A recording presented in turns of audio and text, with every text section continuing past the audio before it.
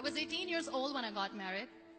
I belonged to a very conservative family, a Baloch family, where good daughters never say no to their parents. My father wanted me to get married, and all I said was, if that makes you happy, I'll say yes. And of course, it was never a happy marriage.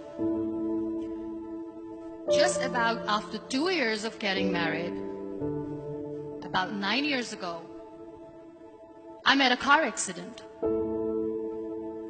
Somehow my husband fell asleep and the car fell in the ditch. He managed to jump out, saved himself. I'm happy for him. But I stayed inside the car and I sustained a lot of injuries. The list is a bit long. Radius ulna of my right arm were fractured. The wrist was fractured. Shoulder bone and collarbone were fractured. My whole rib cage got fractured. But that injury that changed me and my life completely was the spine injury. Many people came to rescue. They gave me CPR. They dragged me out of the car. And while they were dragging me out, I got the complete transection of my spinal cord.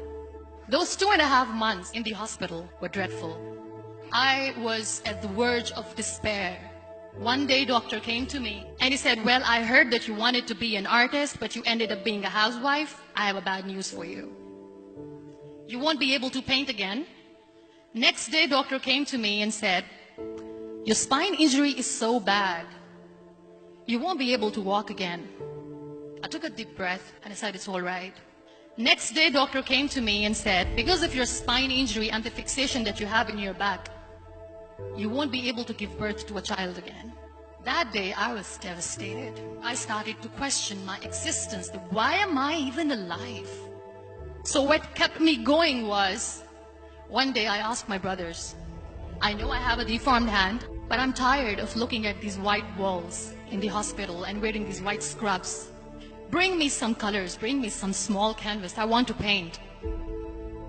So the very first painting I made was on my deathbed, where I painted for the very first time. What an amazing therapy it was. Without uttering a single word, I could paint my heart out. I could share my story. People used to come and say, what lovely painting. So much color. Nobody could see the grief in it. Only I could. And that day I decided that I'm going to live life for myself. I am not going to be that perfect person for someone. I am just going to take this moment and I will make it perfect for myself. That I'm going to fight my fears. So I wrote down one by one all those fears. And I decided that I'm going to overcome these fears one at a time. You know what was my biggest fear? Divorce. But the day I decided that this is nothing but my fear, I liberated myself by setting him free. And I made myself emotionally so strong that the day I got the news that he's getting married, I sent him a text that I'm so happy for you and I wish you all the best. And he knows that I pray for him today. Number 2 was, I won't be able to be a mother again. And that was quite devastating for me. But then I realized there are so many children in the world, all they want is acceptance. So there is no point of crying, just go and adopt one. And that's what I did.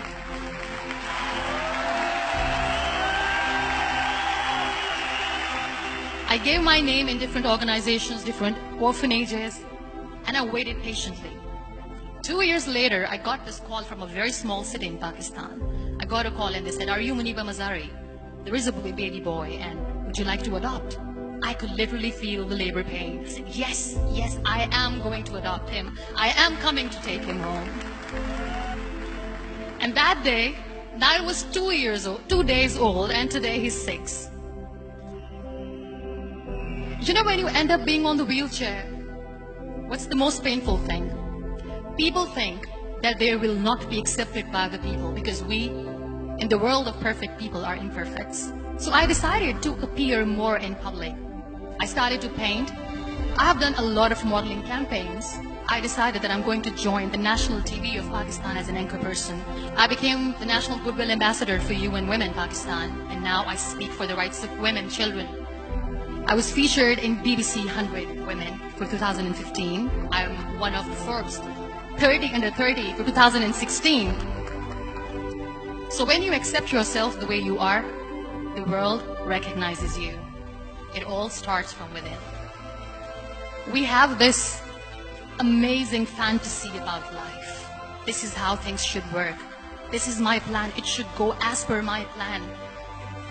If that doesn't happen, we give up. I never wanted to be on the wheelchair. Never thought of being on the wheelchair. This life is a test and a trial, and tests are never supposed to be easy. So when you are expecting ease from life, and life gives you lemons, then you make the lemonade, and then do not blame life for that. It is okay to be scared. It is okay to cry. Everything is okay, but giving up should not be an option. They always say that failure is not an option. Failure should be an option, because when you fail, you get up, and then you fail, and then you get up, and that keeps you going. Embrace each and every breath that you are taking. Celebrate your life. Live it. Don't die before your death. Real happiness lies in gratitude. So be grateful, be alive, and live every moment.